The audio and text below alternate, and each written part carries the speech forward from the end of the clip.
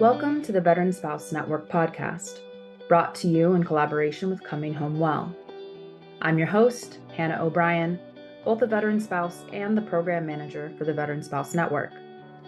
On each episode of our show, I will host different guests to learn more about the stories, unmet needs, and resources available to our military and veteran families. We're the show that's making space for your stories, so that here you know you're never alone.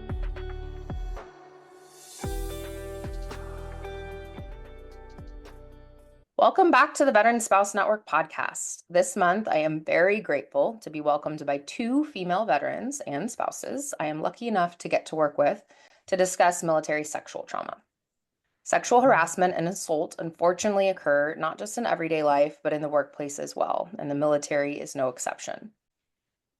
Many of us have probably heard the term military sexual trauma, often abbreviated as MST, but in case you do not know what we're referring to, MST refers to sexual harassment or assault faced by service members while serving in the military. And let's make it very clear that this is not isolated to anyone who identifies as female. While the reality and prevalence of MST is horrifying, that reality unfortunately all too often causes the public to shy away from discussing or shining a light on it, which only creates more stigma and shame and does a disservice to the survivors. So that is why I'm incredibly grateful to have my guests join us today to shine that important light on MST, sharing their own experience, as well as sharing what they think we should all know about MST. So today I am joined by Rosa Kline and Laurianne Rodriguez. In addition to being an incredible VSN peer leader with us, Rosa is a veteran and active duty spouse whose military journey has been marked by both service and resilience. Listeners may already know Laurianne, who serves as the VSN program manager and is also herself a veteran spouse, and former sexual assault response coordinator, or SARC, for the Air Force. Ladies, I'm so grateful to have you both here to discuss this important topic, and I'd love to turn it over to each of you to share anything else you'd like to about your kind of experience, connection to our community, anything you want our listeners to know about you before we kind of get into our topic. Okay, I guess I'll start. I'm Laurianne. I'm the program manager here at the VSN, and I've been at the VSN for the last 3 years. However, I'm also a veteran, as Hannah mentioned, and a survivor of sexual assault. While on active duty, I wanted to empower others to speak out because I wanted them to be able to feel safe and to be able to find their voice when I couldn't. So I started the process. I went to my commander and applied. I became a certified victims advocate. And then I served as a SARC, a sexual assault response coordinator. And I still consider myself an advocate in this space today, regardless if I'm working with the military and veteran population and their families, or if I'm volunteering at my local crisis center. I'm passionate about this issue, but I still speak from a place of vulnerability around this subject and can be rather guarded in talking about it. I guess I'll turn it over to Rosa. Thank you, Lorraine. I'm Rosa. I was in the Air Force for about 10 years. I've been out for quite some time. While I was on active duty, I experienced MST, and I guess back then there wasn't really information as much as there is now. So I'm just here to kind of, talk about it and share, kind of how it was for me. And hopefully, this gives the listeners, if they want to, I don't know, get resources and stuff for themselves or for family members. But yeah, I'm just here to expand on that. Well, I appreciate you both. I think just the fact that we're having a conversation in general, right, is so helpful, no matter who may be listening right now, whether this is something you experienced or Rosa said, we serve family members a lot. So being just aware that this is something your service member or veteran loved one may be dealing with as well, and how you might be able to be more aware and support. Or if you just want to be an awesome advocate and be aware that this is a thing and how you can support people who have gone through it. So thank you both so much. I think an easy place to start is, as those who have had this experience as veterans yourself, who have been in this community and are still involved in this community, What do you think is important for spouses and family members to know about MST? Okay, this is Rosa, and I guess I just want everybody to know that there's resources available, even if you are like in a rural area. Now with technology and stuff, there's a lot of resources online through Zoom sessions. And yeah, that's one of the main things that I would like them to know, that there is help out there. Yeah. That's important, and that I think I imagine, I can't say that, you can feel very alone, so knowing there are places you can go is huge, no matter where you're at. And I imagine that wasn't always the case, as you guys were talking No, about back in the day. no, it wasn't. Right. Yeah. Go ahead. It's fine. I guess what I would say is I think a lot of times when people think about trauma related around the military, they think combat. And I would like our spouses and family members to know that it may not have been combat or even deployment or anything related to that, that this may have happened and this may be a part of your veteran's story. And that includes our male service members too. And unfortunately, I think our male service members have a bigger hurdle to climb over in terms of reporting and the culture and the stigma around it and this need to be strong. And I want our spouses and families to recognize that that may be very, very difficult for them to step forward and to know about that or talk to you as the spouse about that. It's not a reflection upon you or your marriage or your relationship, but your veteran may choose to talk to another veteran about this issue. They really might. Your veteran may want to shield you from this trauma. They may not want to appear dirty or broken in your relationship. They just might want your relationship to be detached from what happened, and they may not want to burden you with it. So I guess when I was thinking about this question, that's just one thing I wanted to tell the spouses and the families, that it may have happened. And if they do talk to you about it, listen to them Mm. and to understand that if they talk to someone else or if they talk to veteran, that might be why. And that's helpful for them, like everyone has their I own agree. way of, yeah, right. I mean, yes, of course, everyone's different, but encouraging, I imagine, whatever they do find helpful to them. And I think about that a lot too from, other stuff we encounter with our participants of they do have those feelings sometimes as the family members of, well, they don't want to talk to me about it. So that means, something's wrong here, and everything you just said, Laurianne, is spot on. There's a lot that can be going through an individual's head as to why they're not sharing something or why they might choose to share it in a specific place and not with a partner. You might be their safe place. In all honesty, you might be their safe place. And once they bring that sort of stuff that happened while on active duty into it, changes, they might feel it changes the relationship dynamic. Yeah. Yeah, that makes sense. You guys brought up too, kind of talking about disclosing in general and some barriers to that, which I'm sure there are many. And we know that a lot of people in this community and outside, when it comes to sexual assault, choose not to disclose or report. So for those of or for if y'all are comfortable, if either are all comfortable, to tell us a little bit more about, your experience of choosing to disclose or not, to who and kind of what that was like. Okay. This is Rosa. So for me, I was on a deployment in Iraq, and that's when my incident occurred. And I guess now, looking back, and I watch so much crime, Mm, shows, and they always say it's always someone that you know. And that's kind of what happened to me. It was someone that I, trusted. mhm, And so when the incident occurred, I disclosed to a friend, coworker, roommate type of individual that I worked with closely on a day to day. So that's who I disclosed to the incident that occurred, because I knew like she wasn't gonna like be pushy or judgmental. And so that's one of the reasons why I disclosed it to her. And, and she was there for me. And, she asked me, what is it that I wanted to do?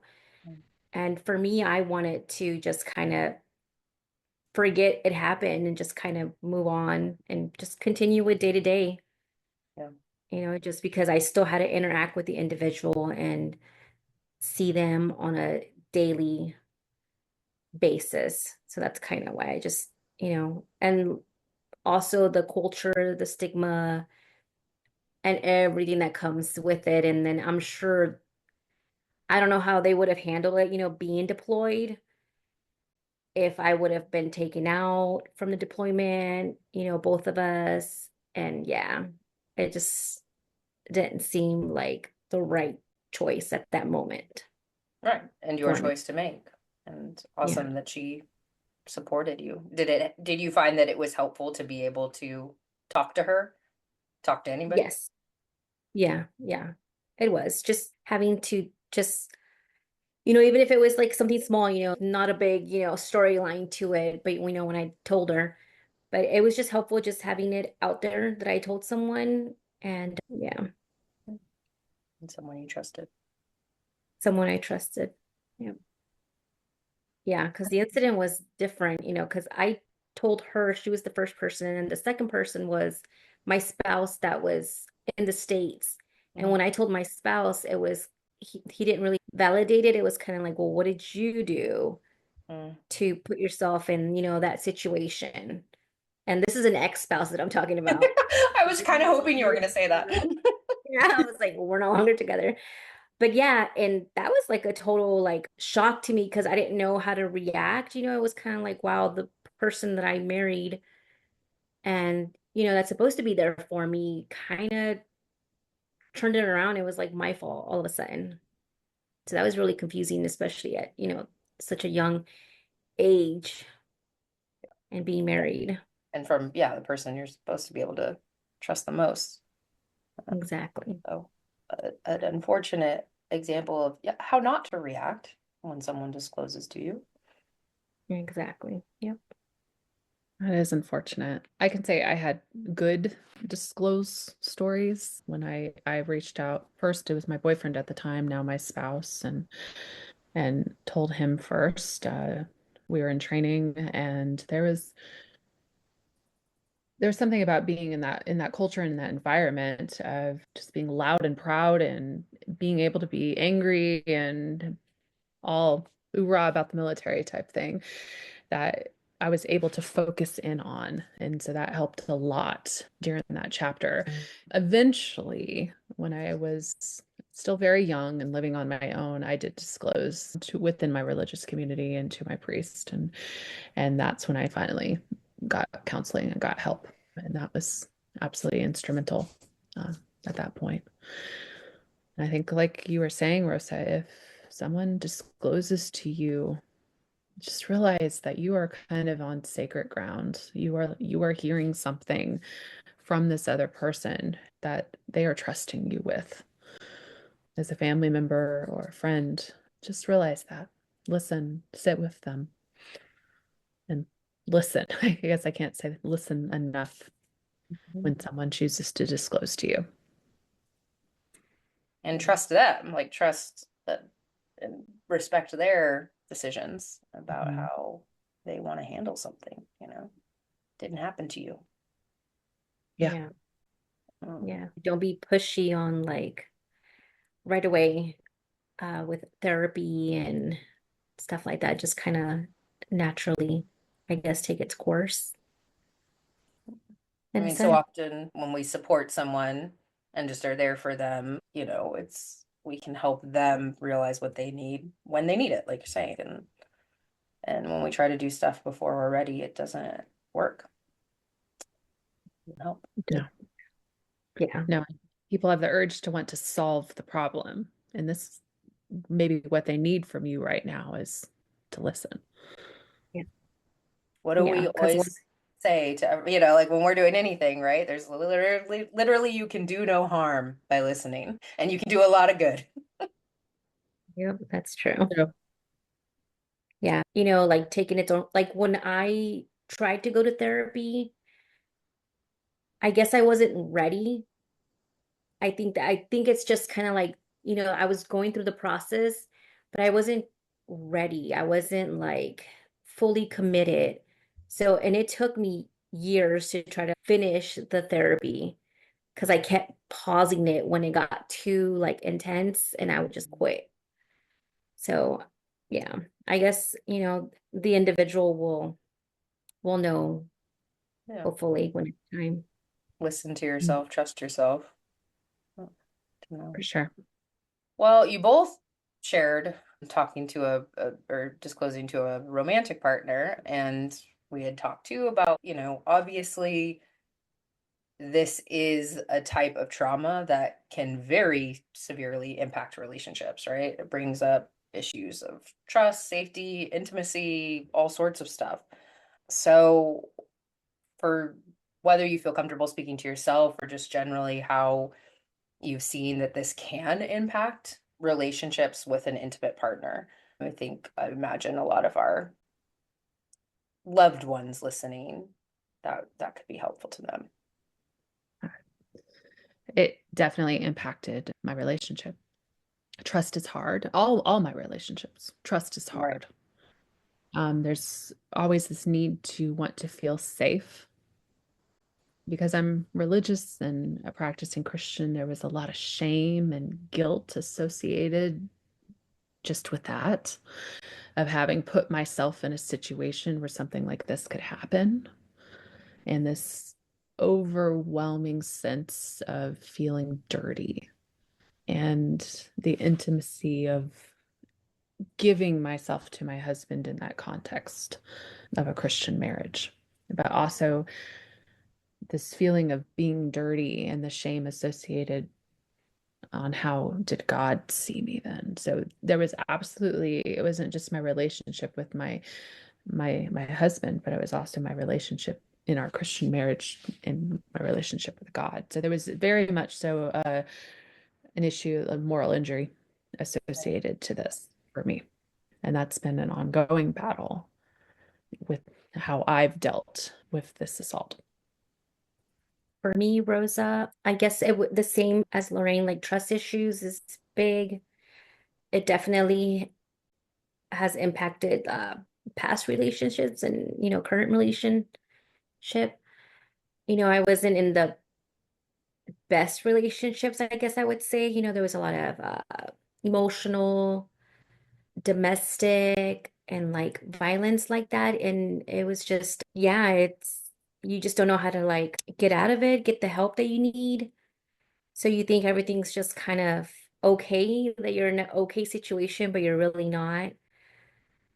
But those were some of the issues that I've dealt with. And currently in my relationship, it's just the intimacy, sometimes my sex drive is low and his is high. So we're like on two different levels here. I do have a lot of insomnia. I know with the MST, there's a lot of PTSD symptoms as well.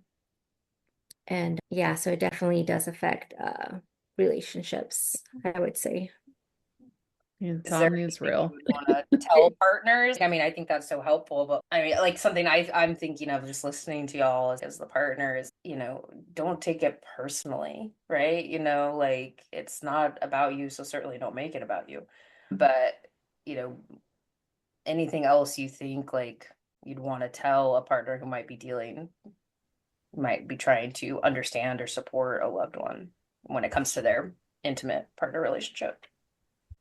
Be gentle, be patient, Yeah. allow that relationship to grow, and maybe allow the spouse, the survivor spouse to initiate intimacy in your relationship with your partner. Be patient if it doesn't happen right away or all that often, or if it's difficult in that sense, because it can really take some time. And Yeah, I knowing, agree with that. go ahead, Rosa. Patient. Oh no, I was just agreeing that I definitely agree, being patient. And yeah, that's one of the things that I struggle with is being patient because, I want answers now. No. But yeah, being patient, like Lorraine said, and I guess maybe trying different alternatives. maybe meditation. I don't know if that's All sorts of stuff. Yeah. Be open. We have meditation now at the VSN. Here's some more. All that good stuff. So we talked about disclosure, and then there's obviously a difference between disclosure and like engaging authorities, whether that's within or outside of the military community. And, anyone who knows anything about this knows it's really common for those in the military not to report within the system, and have probably, let's be honest, heard horror stories about those who do. So I'm curious, and you guys have talked some about it, but anything else you'd like to say about why you think service members may choose not to report incidences of MST? Well, definitely the culture, once you go into basic training, it's kind of like shut up, listen, and do as you're told. That's, the basic right there. And for me, I didn't report it because everything that comes with it, like the shame and having to face the individual and then, having to repeat it to probably a bunch of people, and then maybe a backlash of, friends of that individual. They might, come up to you and be like, what are you doing? That's not cool. But I didn't report it for all those reasons, and mostly because I knew this person, I trusted this person, and every time I would go into the workplace, he had his little family picture and everything there. So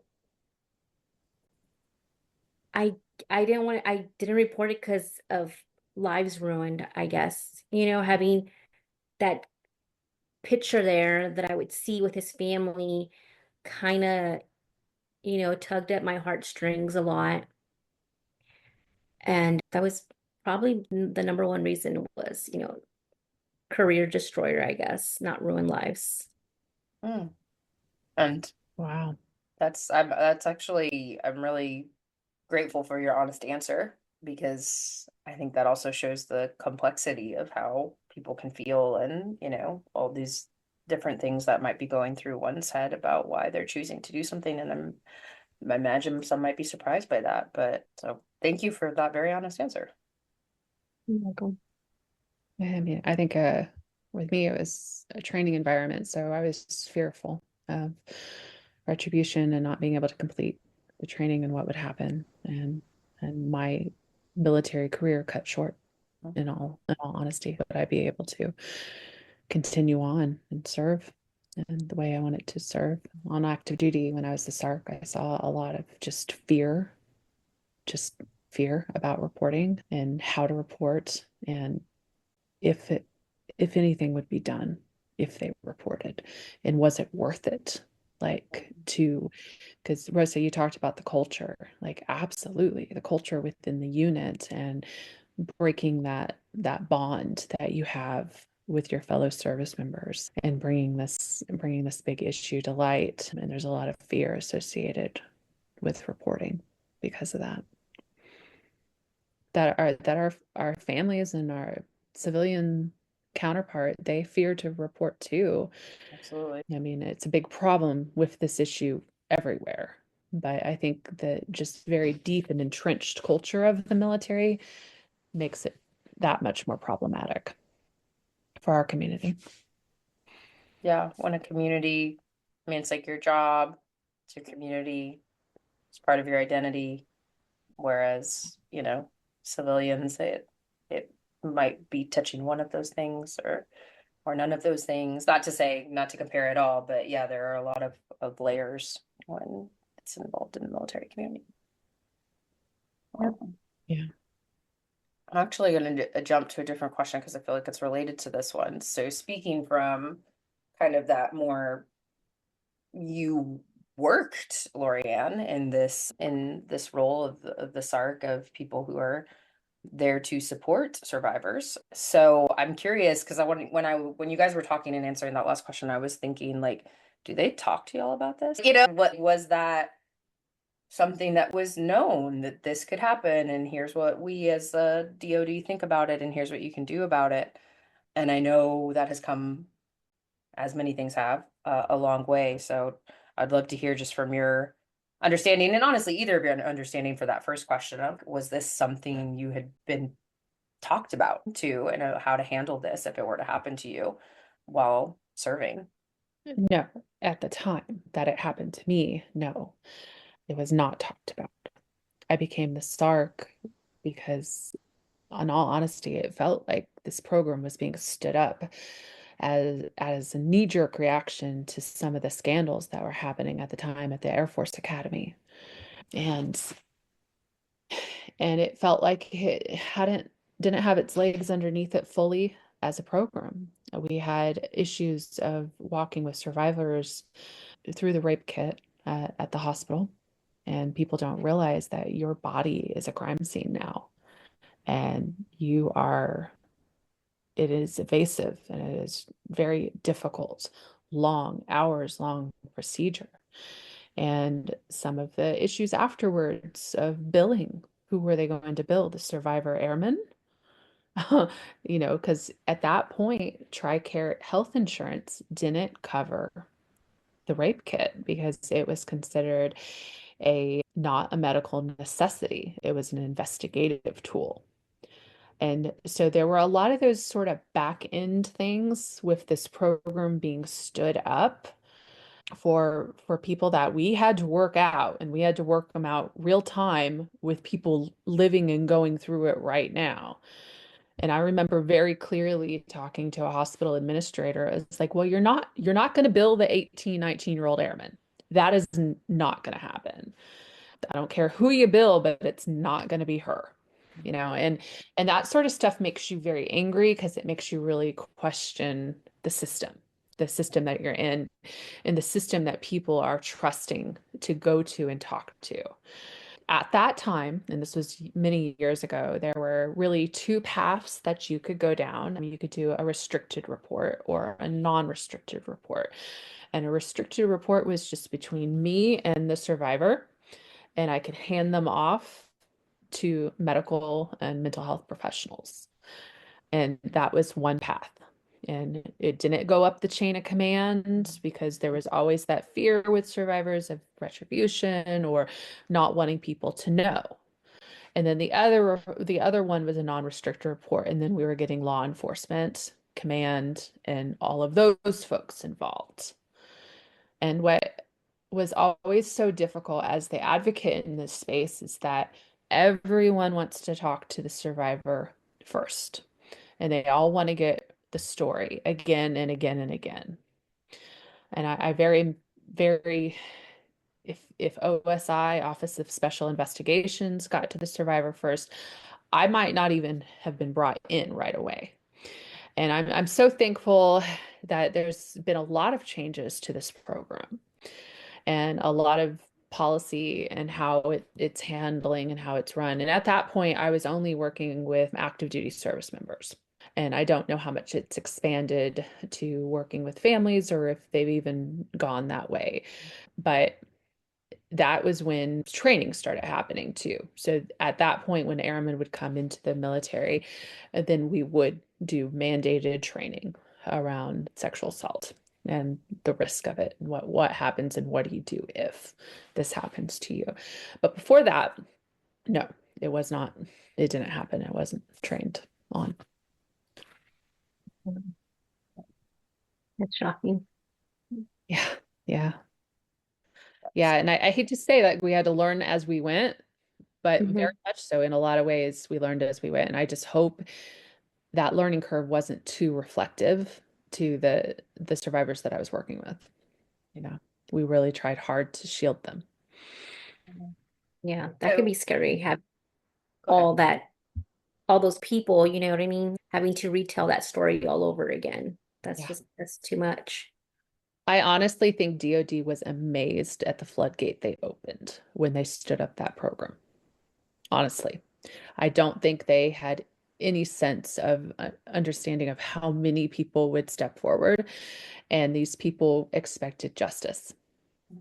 And just the legal system wasn't there and the medical system wasn't there for them necessarily. Like we were going to civilian providers off, in the hospital to receive this care. And it was behind the scenes and, hopefully willing to the survivor, we didn't come across that way, but it felt very, very rough, a rough initial start. Because I was only the second class of trained victims advocates to be when they started up back in So the early two. my understanding of what you said kind of is like the restricted report is basically just to get the survivor their own personal supports and care. Yeah. And I don't then care. the non-restricted is more the justice angle. Yeah, you get the command involved, you get the Office of Special Investigations and legal side of it involved. So you said that's kind of surprising that you said you saw so many come through with that. Do you feel like you saw more going through the unrestricted route than the restricted? Hard to say. Probably about even. Yeah. Yeah. And then there was also that you could call in and people would just want information on resources that we could point them to. Yeah. And you'd so encourage them to come in and talk to you. But at the end of the day, the most important thing is you want them to call and to get resources and get the help that they need. And maybe that first step is just calling. Well, it sounds, I mean, and no, we don't 100% know exactly how it's changed and all that stuff. I certainly hope it has. But it sounds like you guys, especially you, Laurianne, had the right intentions in trying to get it to where it needed to be so early on. Very much so. I think a lot of survivors during that time period, part of their unit, like Rosa, you've talked about the culture of the unit, but it's also of how it was handled in the military, how they handled these cases, the legal side of it, if it was handled at all, and maybe the sense of like organizational betrayal if it wasn't handled fairly, or they felt they weren't heard or seen or validated by not just their unit or by their relationships with their spouse, but by like big military, big Air Force, or big whatever branch they happen to serve in. Yeah, because it was a new thing. And not that assault wasn't new, but during this chapter of how they dealt with it was new. Yeah. And I'm Yeah, I glad you don't brought that up. remember. Oh, go ahead, Rosa. Oh no, I was just saying I don't remember either them like, if something happens to, how kind of when you're like a parent and you tell your child, if anybody touches you inappropriately, you need to come tell me or tell a grown up. They didn't really tell us that. It was more of like, all I remember vividly that they would tell us over and over again is no sex during deployments, or, you know what I mean? Article 15, automatic. That was like the biggest thing Yeah. that they would like advertise, I guess. So, Yeah, that's so true. It's this level of like fraternization. They would rather talk about that than talk about some of the dangers of that. And, that was, oh, don't fraternize, no sex during deployments, don't, or training, like in my Yeah. environment. And, it, yeah, then okay, you need to be safe and you need to know how to keep yourself safe. And what do you do if something happens? And so I am saying I'm thankful that the military did stand the SARC program up. I think it's called SAPR now, and that they have mechanisms in place to address that at least. So they've come a long way. yeah, with any big bureaucracy, and that's probably one of the biggest. Stuff is a lot slower than things are happening in real time, which is really unfortunate. And I'm glad you brought up like organizational betrayal because you mentioned moral injury earlier and Rosa, you mentioned PTSD, right? Like this is a trauma, right? And so the normal things that can occur and develop from experiencing a trauma can happen, but then on the moral injury front, you can have, there's so many layers depending on how it's handled by who that someone could be trying to separate, like you guys are saying years later, depending on what people did in the moment or over time. And I think that's a helpful reminder for loved ones too, is it's, stuff can be long lasting and stuff can come up unexpectedly, no matter what it is. And so, Yeah, one of my favorite sayings is healing is nonlinear, mm, because it isn't. It's nonlinear. You're going to bounce back. Somebody's going to say something, and you'll find yourself in this pivoting off down a rabbit hole over here. And yeah, it's hard and that's part of that trust thing that we talk about. And it's part of just the reaction of dealing with big bureaucracies and your organization. And yeah, it's hard. But your personal journey and how you choose to handle and heal and who you trust with and your family and your relationships, you know, to the veterans out there, that's very much your journey. And be brave. well, I always love to, before I kind of ask my last question, I never want to cut anybody short if there was stuff we feel like we missed or that's really important that we want to make sure we discuss or people know. So I want to just open the floor if there was anything else on this topic or on any of these questions that we've talked about that we felt got missed in our conversation that you guys want to bring up. I guess also I know for me, one of the things that I noticed was my work kind of started getting impact Mm, by, I guess, symptoms that I didn't even know was happening to me. But I know my work started being affected. I was all of a sudden having these like anxiety fears during work where I would find myself crying for no apparent reason. And that's one of the biggest things that I noticed was my work and how it affected me and the reactions that I was getting. So like any day-to-day like activities at work, I was fine, but then, down the line, like I wasn't fine anymore. I started not being able to handle certain things at work. And it would just turn into a crying thing. And that's when I decided, I needed to talk to someone. mhm. And I ended up, talking to a priest, a Air Force chaplain. That was, I guess, my first big step. But yeah, so if anybody's wondering, why you're so irritable at work, I mean, this could be one of many things. Stuff shows But up in all sorts of ways. So yeah, just paying attention to how you're feeling. It really does. Like, that's so true, Rosa. It's surprising. When we talk about it here a lot, like physically things that show up that may be related to trauma, mentally, emotionally, the whole person concept, right? And it's all impacted by this. And how you choose to respond is incredibly personal to you. And I guess that would be one thing I would just like to remind our listeners is just trust and validate and listen to the person talking to you about what happened to them. And they will walk in this process in their own timeline. And it's nonlinear. Don't think it's going to be a straight line to Don't quote assume healing, there's an whatever end. that is. Yeah. Uh, Yeah. sort of thing. No, I love that. And Laurianne, you took us to a great place, which is I always love to end our conversations just kind of like that lasting.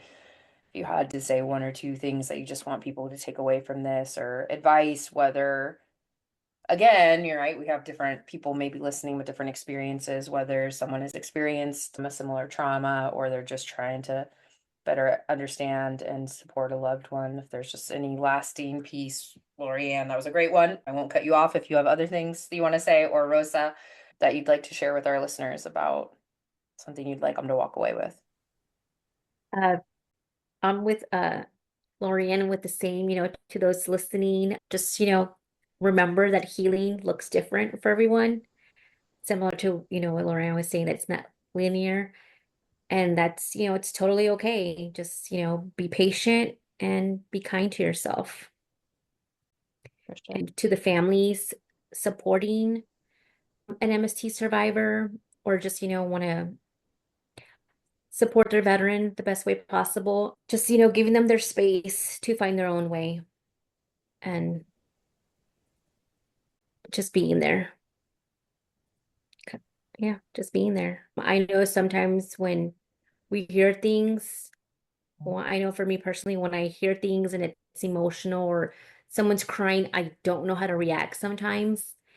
And I've always been told that it's okay. Like sometimes you don't have to say anything. You can just be there listening, or like even just like your hand on a shoulder or like a pat is okay, just depending on, on the individual. I know sometimes people don't like hugs, people don't like to be touched. You just kind of have to uh pay attention and get a sense of that.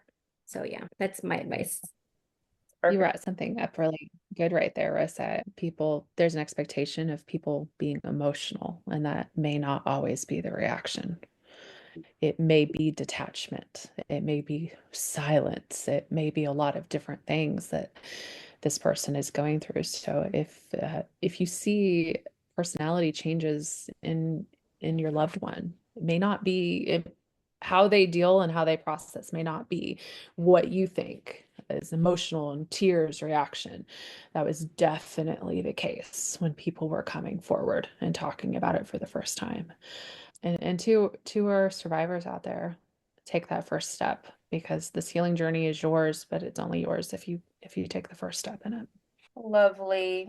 Those were lovely pieces of advice for, for this topic, for any healing journey anyone may be on. So they're good things for us to constantly remind ourselves, both as those healing and those supporting those who are healing. So I just want to say thank you to both of you for being here, being willing to do this, being willing to share and be vulnerable because of everything we've talked about. I know it's not an easy thing to do, and I know it's going to be really powerful for people to hear, you know. In this way, this was a different first step that you guys both took, like being willing to talk about this in this way is a big deal. So I just want to also just say how grateful I am to you both for being willing to have this conversation with me and then with our listeners. So thank you both.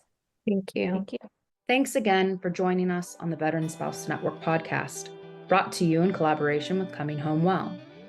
We thank you for listening today and hope today's session left you feeling a little more connected or gave you some insight into the experiences of our military and veteran families. Don't forget to check us out at veteranspousenetwork.org to learn more about how our military and veteran families can receive the support they deserve.